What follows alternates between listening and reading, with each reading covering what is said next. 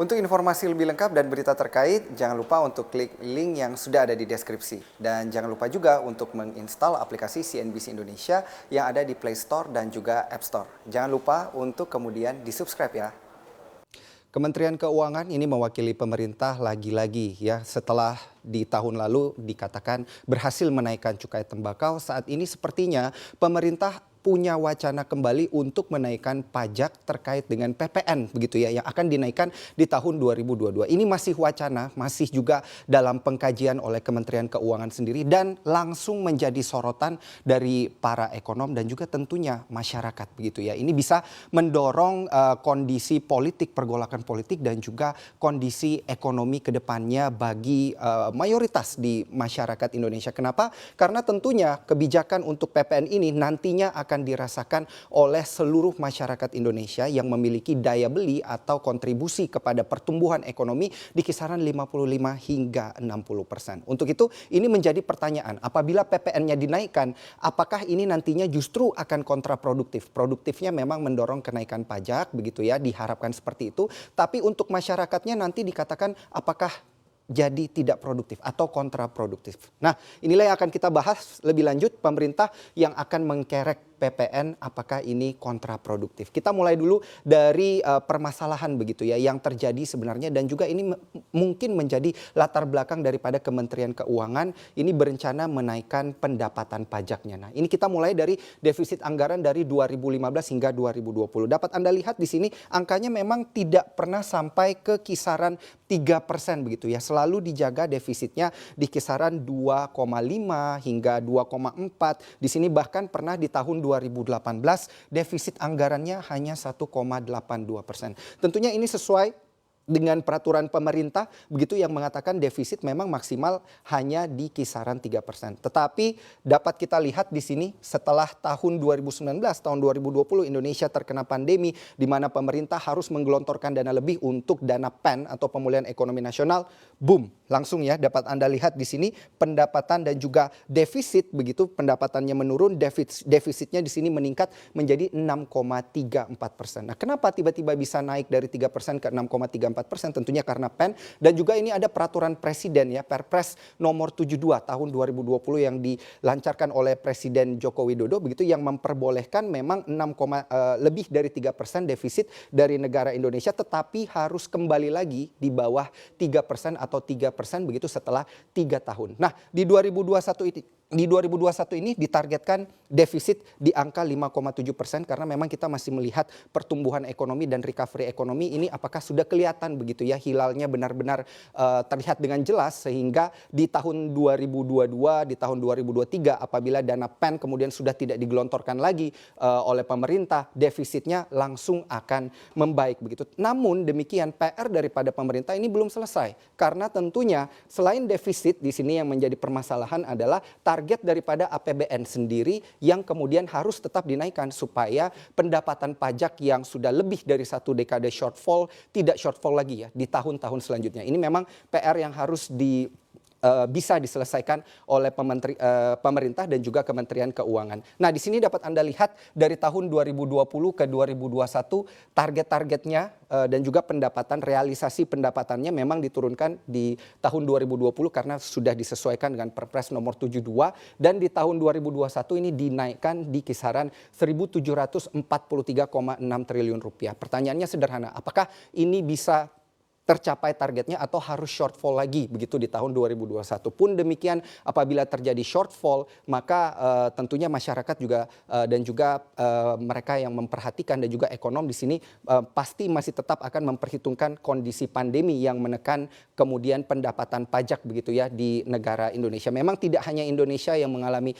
hal ini, pendapatan pajaknya menurun, namun mayoritas di negara-negara berkembang pun hal tersebut terjadi. Nah, tapi kita harus melihat penerimaan perpajakannya apakah bisa kembali digenjot Karena di tahun 2020 memang ini pendapatan pajaknya berada di kisaran 1.400 triliun dan target di tahun 2021 ini dikatakan berada di 1.444,5 triliun rupiah dan wacana pemerintah adalah menaikkannya di kisaran 8,37 hingga 8,42% di angka 1.499 hingga 1.528. Kalau kita hitung secara matematis dari 1.444 ke kisaran 1.499 ada kurang lebih spread di sana 55 hingga 85 triliun rupiah yang sebenarnya mau dinaikkan nanti di tahun 2022. Pertanyaannya sederhana, strategi apa yang akan dijalankan oleh pemerintah untuk kemudian bisa menaikkan kurang lebih 55 hingga 85 triliun rupiah dan juga pos mana ini yang akan digenjot. Nah,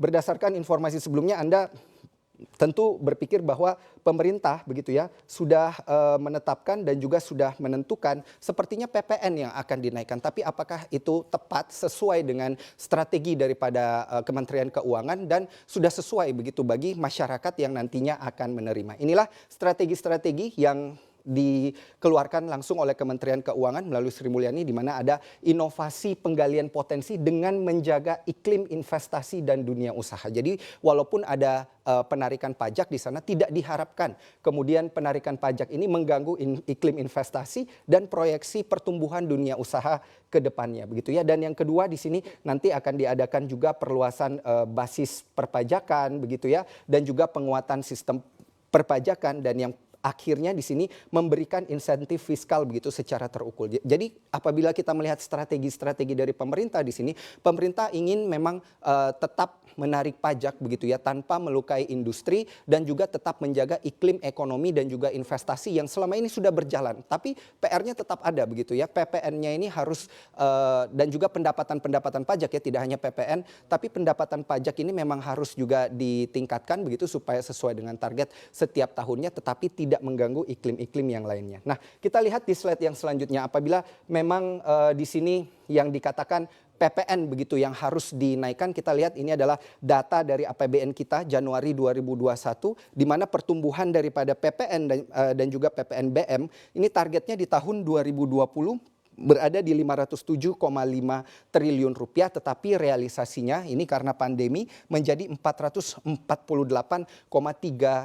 Memang ada penurunan di tahun 2020 di sini sebanyak 15%, tetapi di tahun-tahun sebelumnya memang pertumbuhan daripada pendapatan PPN ini memang kisarannya di 5 hingga 8%. Nah, ini menjadi pertanyaan, apabila dinaikkan 8 hingga 10% begitu yang diwacanakan dan direncanakan oleh Kementerian Keuangan. Nah, ini apakah 8 dan juga hingga 10% tersebut ini adalah kondisi sebelum pandemi begitu. Apabila kondisi ini kemudian dilakukan ketika pandemi, apakah ini nantinya tidak akan kontraproduktif begitu ya? Karena PPN ini memang mewakili 50 hingga 60% dan mayoritas masyarakat Indonesia begitu yang konsumtif begitu ya. Dan ini tentunya memberikan kontribusi yang cukup besar bagi PDB kita. Nah, kita lihat apabila memang dinaikkan di kisaran 10% begitu untuk PPN, maka ini jumlahnya akan berada di kisaran 44 begitu atau 45 triliun rupiah apabila kita mengambil asumsi di sini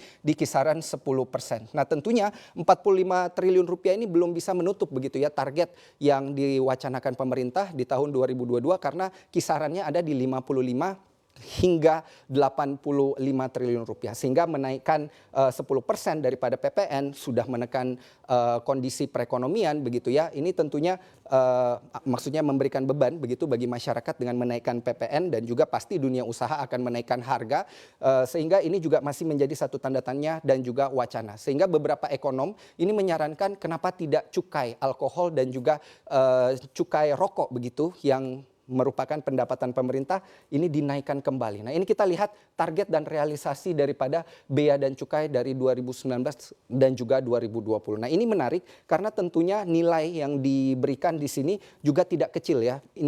Pendapatan cukai ini hasil tembakau, target untuk Perpres dari Perpres 72 yang sudah disesuaikan oleh Kementerian Keuangan ini berada di kisaran 164,94